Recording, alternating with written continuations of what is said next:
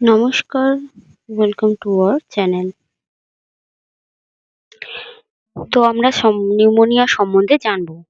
Pneumonia হলো আমাদের লাংসের মধ্যে ইনফ্ল্যামেশন বা ইনফেকশন হয়ে যাওয়া, পাস ফর্মেশন করে যাওয়া বা জল যেটাকে বলে বা পুঁজ জমে যাওয়া।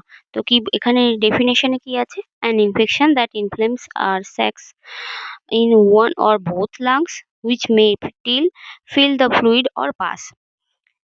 যদি আমাদের একটা লাংস বা তার থেকে বেশি যেমন দুটো লাংসেই ইনফেকশন হয় বা ফ্লুইড ভরে যায়, যখন ইনফেকশন হয়ে ফ্লুইড বা পাসে ভরে যায় তখন তাকে বলা হয় নিউমোনিয়া। আমাদের রাইট লাংসে ৩ টে লোব থাকে আর আমাদের লেফট লাংসে ২ টো লোব থাকে। তো কি হয় না অ্যালভিওলার মধ্যে আমরা জানি যে আমাদের প্রচুর পরিমাণে এয়ার ইনফ্লাম থাকে আর তার নিচেই আর তার নিচেই থাকে ব্লাড ক্যাপিলারিস। তো ব্লাড ক্যাপিলারিস থেকে carbon die oxide alveolar through আমাদের আ কার্বন ডাই অক্সাইড আমাদের নিঃশ্বাসের থ্রু বাইরে বেরিয়ে চলে যায়।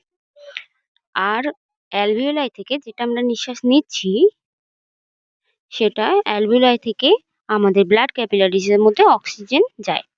মানে যেটা হচ্ছে আদান-প্রদান হয়। আমাদের ব্লাড ক্যাপিলারিজ থেকে কার্বন ডাই অক্সাইড নির্গত হয় আর আমাদের অক্সিজেন নিঃশ্বাসের মাধ্যমে অক্সিজেন যায় অ্যালভিওলাই, অ্যালভিওলাই থ্রু আমাদের ব্লাড ক্যাপিলারিজ এ যায়। তো এরপরে হচ্ছে types of pneumonia. Clinical classification কি আছে? ফার্স্ট আমরা জানবো কি lobar pneumonia. Lobar pneumonia definition হলো all or a large segment of pulmonary lobe is involved.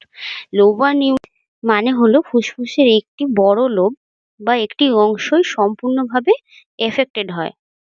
যেহেতু একটি লোবই সংক্রমণ হয়, যেমন হচ্ছে ডান দিকের ওপরের lobe.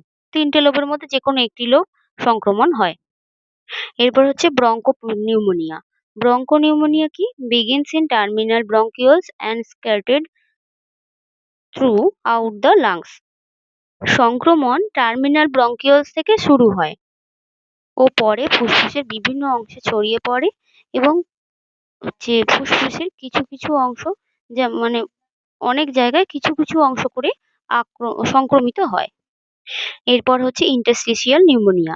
Affects affects alveolar walls. Interstitium হচ্ছে অ্যালভিওলার ওয়াল যেখানে ইনফেক্টেড হয়। এটা মেইনলি ভাইরাসের কারণেই ইন্টারস্টিশিয়াল নিউমোনিয়া হয়।